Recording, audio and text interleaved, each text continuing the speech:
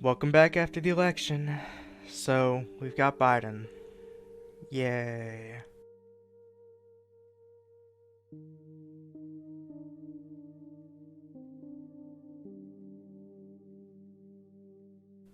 Although Trump lost, he didn't lose by much. Almost every poll underestimated him. He widened his base, where almost every demographic, other than white men, voted for Trump in greater numbers than 2016.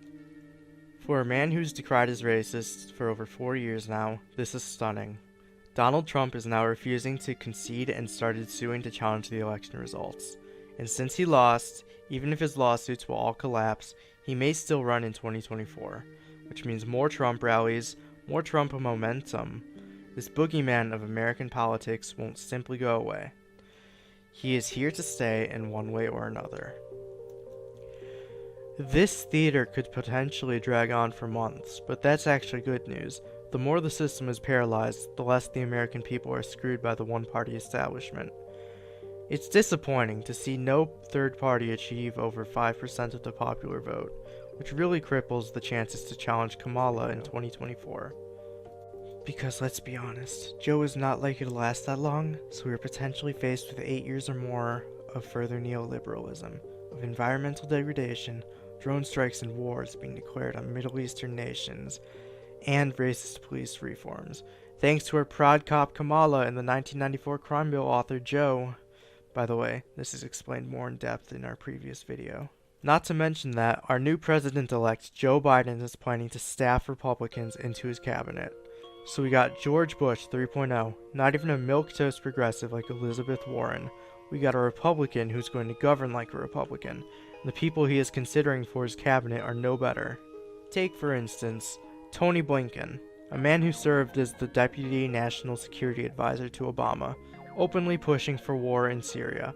Pete Buttigieg, a man who was a candidate in the Democratic presidential primaries, who refused to support Medicare for All and dropped out before Super Tuesday to cripple Bernie's campaign and consolidate support for Biden after receiving a phone call from Barack Obama.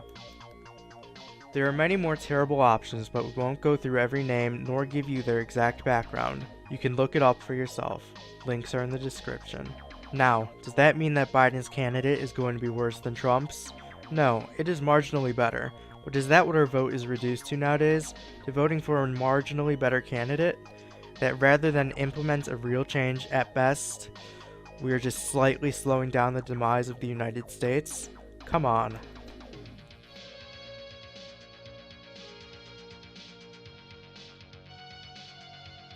In our previous video, we mentioned that the support for the third party is not useless since the goal is not to win, rather, it is to gain 5% of total votes, so that the third party can qualify for federal funding, and as such, pave the way for future victories.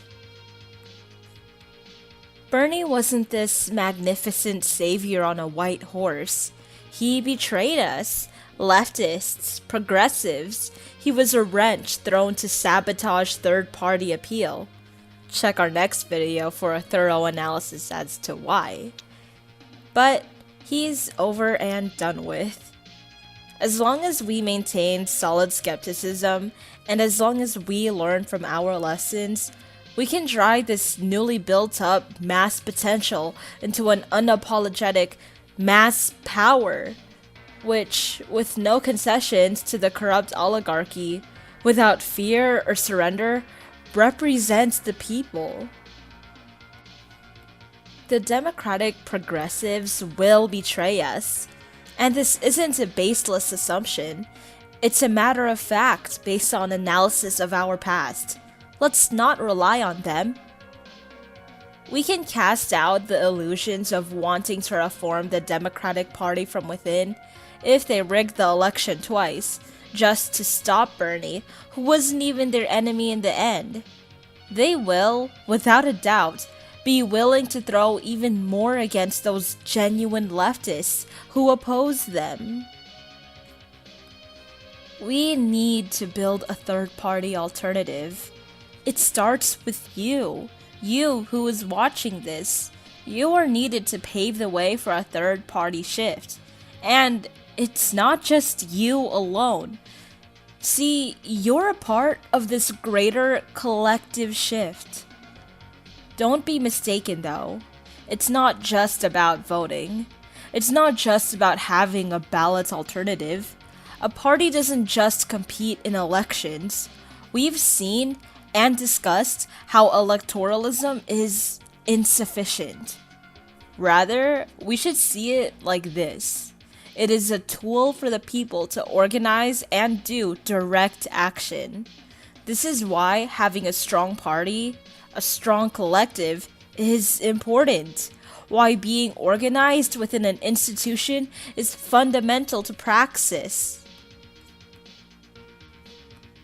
The traditional propaganda networks, controlled directly by big media conglomerates and indirectly by CIA, are dying and are being replaced by the internet-based media that nobody can fully control. This is time. This is the time to actually strike back, to organize, and to finally damage the political establishment and make them bow down to the will of the masses.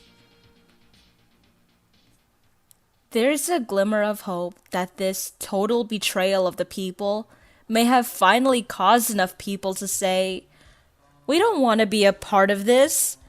We won't accept anything less than a complete reformation or destruction of the system that is." So, what needs to be done? The answer is direct action. So join us next week as we discuss Bernie and how he led us to this state. See you then!